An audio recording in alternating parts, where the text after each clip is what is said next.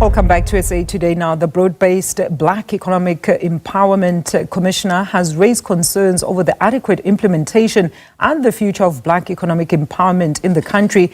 The B-BBEE legislation was adopted through Section 9, subsection 2 of the Constitution in order to redress the socio-economic imbalances that were created by apartheid and to also ensure economic opportunities for the previously marginalised races.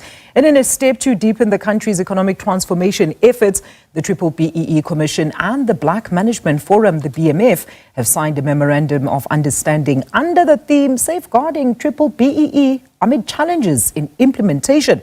Well, this has been described as a collaborative effort to defend and also advance South Africa's transformation agenda, as SABC News Economics reporter Katlego Legodi reports. The broad-based Black Economic Empowerment Commission has revealed that 31 years into democracy and 22 years of having the legislation in place, inequality, black poverty and economic exclusion, the problems on which B-BBEE is premised, continue to persist. The Commissioner Tshediso Matona has reflected on the work of the Commission 2 decades on in advocating for the Code of Good Practice and suggested that perhaps the legislation should have come with punitive measures for those who fail to implement it. There are corporates who do this and believe and it works for them, but there are others who didn't buy into this. So we're still sitting with lack of buy-in, all right, and who have not fully implemented, and they engage in all kinds of gymnastics and tricks, to game the system, to make an appearance as if they are, window dressing as if they are complying, but actually they're not complying, and therefore we have to deal with some of those problems. But what does it mean? It means that this tool that we created called BEE, we have not used it faithfully, fully, and effectively. The Commission held a dialogue with the BMF looking at the country's transformation agenda through BEE, with Commissioner Matona looking at the evolution of the legislation. The incumbent capital also saw it in their interest to pick and choose some amongst us that they wanted to give equity in their businesses. But we quickly realized that no, this is not what this thing should be, and we must change it. And hence we introduced the broad-based elements of it. We introduced management, we introduced skills, we introduced procurement, and we introduced socio-economic. So it's broad. It's broad. The problem is that the broad aspects of it do not have that kind of visibility. And I think it's a problem.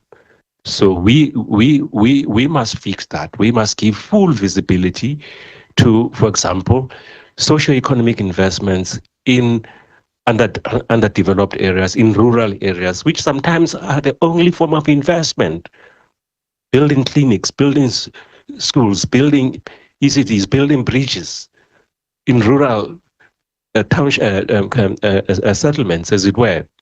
The Black Management Forum's Mondeng Ndlovu addressed the notion of BEE over time benefiting few black business people rather than a greater society.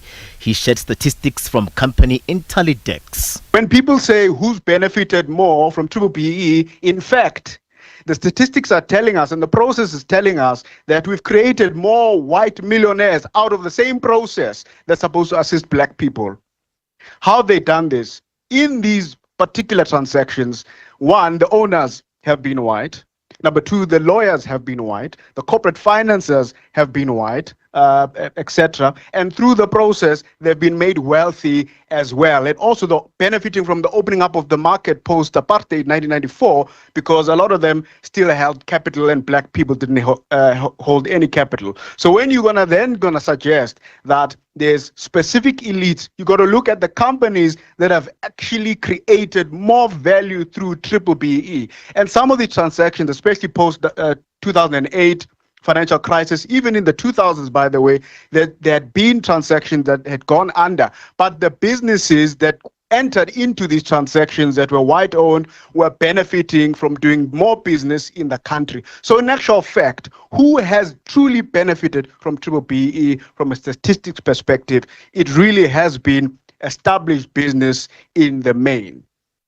The BMF and B-BBEE Commission have signed a Memorandum of Understanding that will look at, amongst others, developing and promoting strategies that advance economic transformation, implementing nationwide awareness and advocacy campaigns on B-BBEE and related legislation, and tracking and analyzing ownership, management and skills composition trends in the private and public sectors. Katlego Legodi, SABC News, Johannesburg.